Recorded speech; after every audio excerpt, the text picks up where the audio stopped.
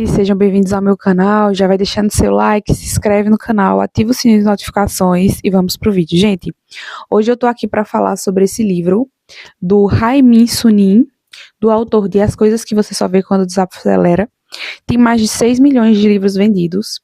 E o nome desse livro que eu tô lendo, né, que eu li, na verdade, que eu terminei de ler, Quando as Coisas Não Saem Como Você Espera, Como Encontrar Esperança em Tempos Difíceis.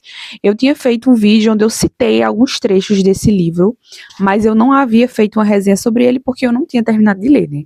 Como eu terminei ele hoje pela manhã, eu resolvi falar um pouquinho sobre ele. Então, falar a respeito de um homem, que ele é um monge budista, e ele faz algumas revelações nesse livro que eu achei muito interessante. Uma das revelações que ele fez é que ele confessou ter inveja dos primos ricos dele. Porque na época ele ia para a casa dos primos ricos, comparava, né, com a realidade deles, e muitas vezes tinha inveja, e aí depois que ele cresce, ele amadurece, ele reconhece isso.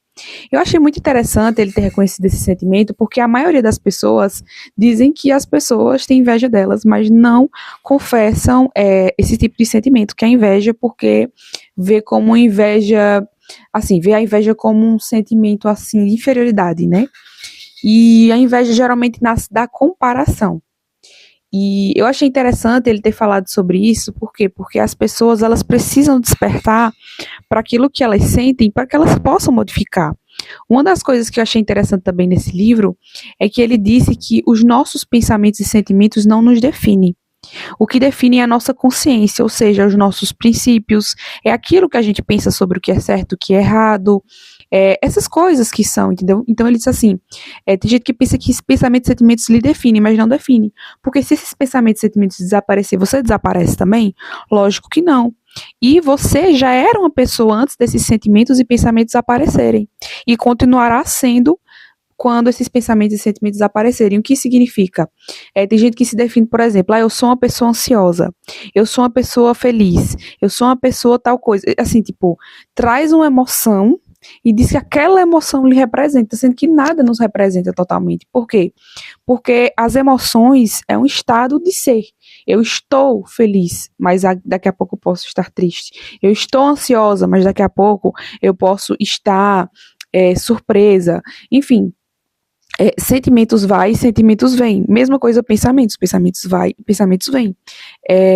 Muitas vezes vem algum pensamento que não condiz com a realidade, porque pensamentos muitas vezes são interpretações do que a gente sente, né, do que a gente vivencia como experiência, e aí a gente às vezes toma um pensamento como verdade.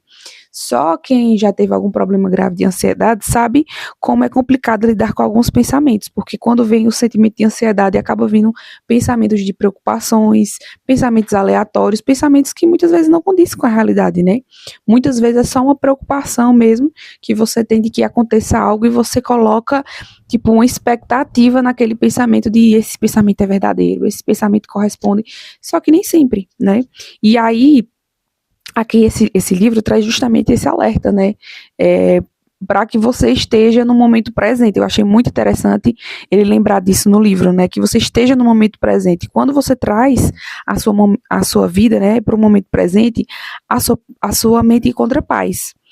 Então, eu acho que uma das coisas assim que os budistas geralmente mais falam é essa questão de buscar iluminação, buscar paz, ter um pensamento tranquilo. E é assim, gente, no mundo de hoje, quem não quer ter paz, né? Quem é que não quer ter um pensamento tranquilo? Todos nós queremos ter paz no nosso dia a dia, um pensamento tranquilo.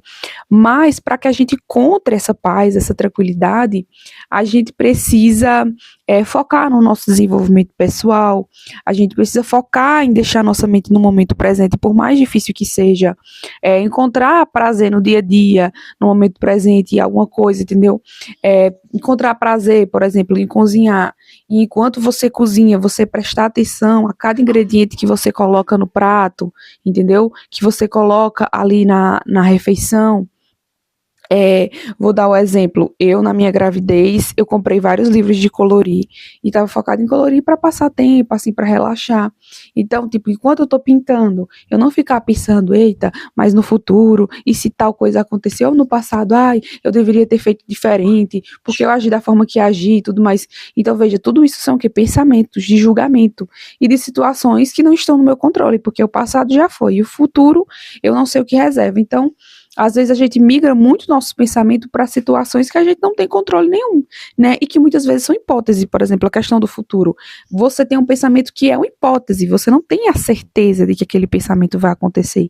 Mas dependendo da emoção que você sinta, é como se fosse uma certeza. A ansiedade, por exemplo, traz alguns pensamentos de angústia em relação ao futuro e tudo mais, que muitas das vezes nunca vai se cumprir, entendeu? É só um pensamento que, se a gente acolher aquele pensamento, entender do porquê que ele está ali e não dar muita assim atenção para ele, ele vai passar.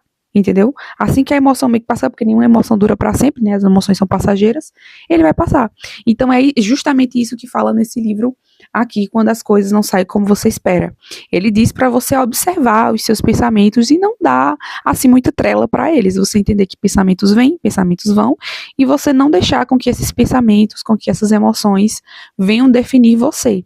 Né, eu achei muito interessante. E assim, ele conta um pouco a história dele, né, que nem eu contei aqui para vocês no começo, que ele falou dos primos dele, que ele ficou com vergonha por ter esse sentimento durante muito tempo em relação aos primos, que ele acabou quebrando, acho que sem querer, um brinquedo, parece que dos primos, uma coisa assim. Ele foi muito envergonhado de voltar lá na casa dos primos novamente, mas aí os pais dele, porque é coisa de, enfim, de criança, de família, né, levou ele de volta para casa dos primos. E ele disse que não tinha muito o que fazer, né, porque quando você é criança, você tem que ir justamente onde seus pais vão. E aí ele retornava na casa dos primos dele.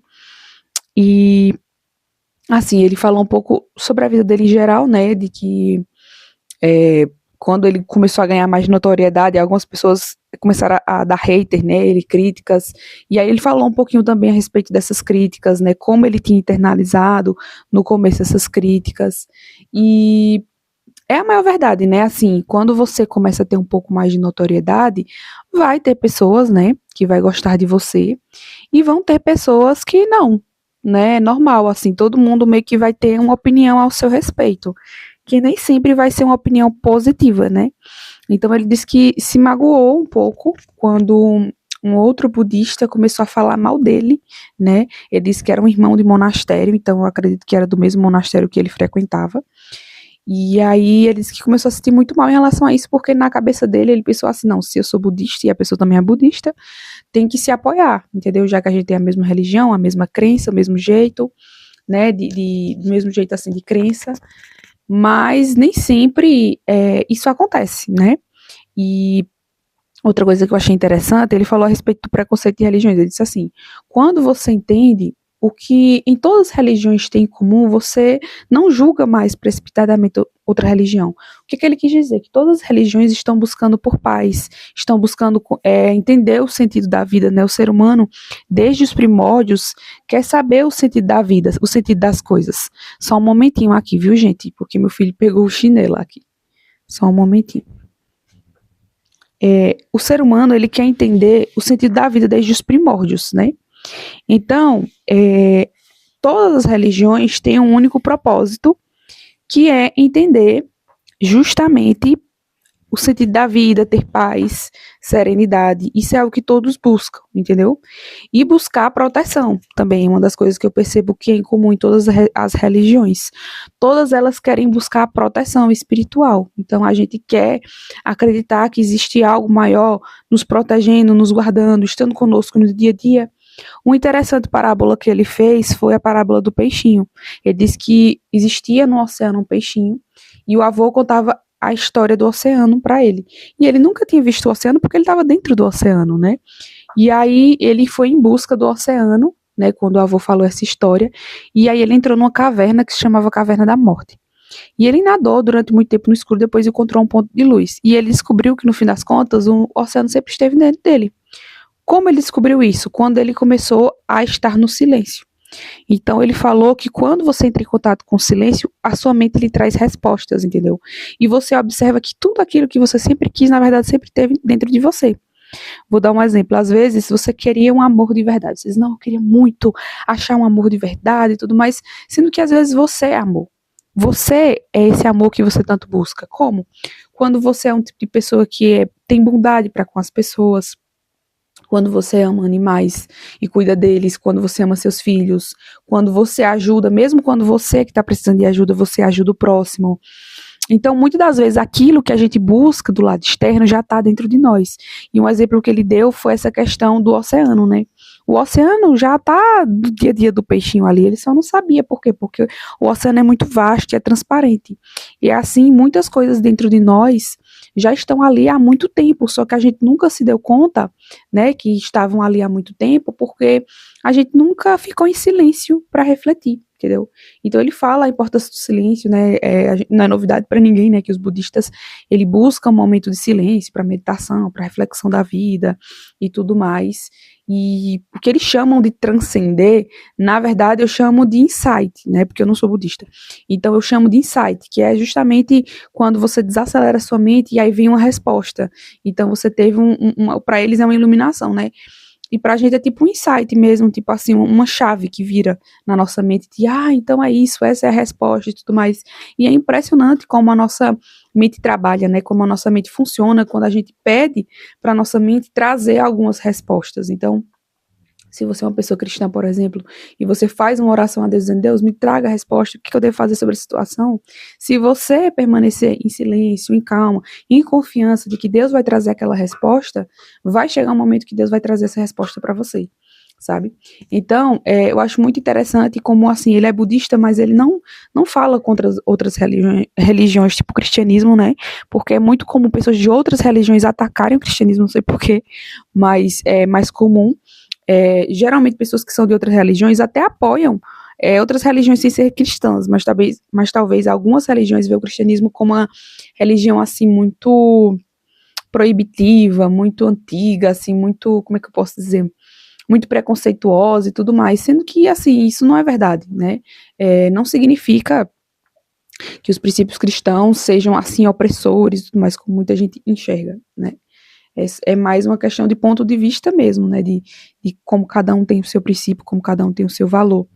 Mas é isso que eu achei interessante dele, porque embora ele seja budista, ele não fala mal contra o cristianismo nem nada do tipo. E é muito importante você respeitar outras religiões, você entender por que eles pensam daquela forma, tipo, ter a curiosidade de entender por que eles pensam daquela forma, entender a cultura e tudo mais. Isso não significa acatar. Porque você estuda sobre algo, você lê sobre algo, significa que você concorda 100%. Tipo, tem coisas que ele falou aqui que tem fundamentos da psicologia. E assim, eu gosto da psicologia. A psicologia é uma ciência, não necessariamente uma religião, né? Não é uma religião. Então, quando ele falou alguns aspectos nesse livro trazendo a psicologia, eu concordei, né, gente? Porque a psicologia, ela se baseia em dados científicos, em coisas assim, padrões, comportamentos e tudo mais. E eu já vinha lendo já há bastante tempo, né, coisa da psicologia e tal. Então, eu gostei muito desse livro. Recomendo para que você leia, tá? Eu acredito que a gente só consegue ter verdadeiramente uma impressão se um livro é bom, se um livro é ruim, quando a gente tem experiência para pegar para ler, né?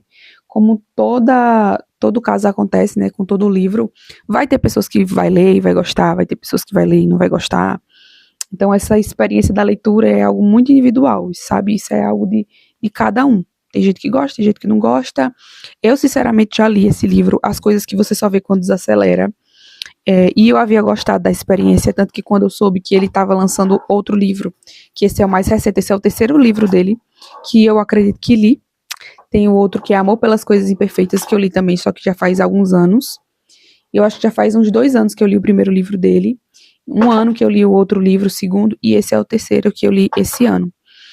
Então, se você quer ter uma experiência de leitura com uma visão diferente, entendeu? Uma visão de alguém que vive aí para buscar a paz, o silêncio e refletir sobre algumas coisas. Eu achei interessante a perspectiva desse livro. Ele dá vários insights, né? Tem muitos trechos assim de verdades que ele dá, que são insights assim valiosos, e eu acredito que vocês vão se enriquecer bastante com essa leitura.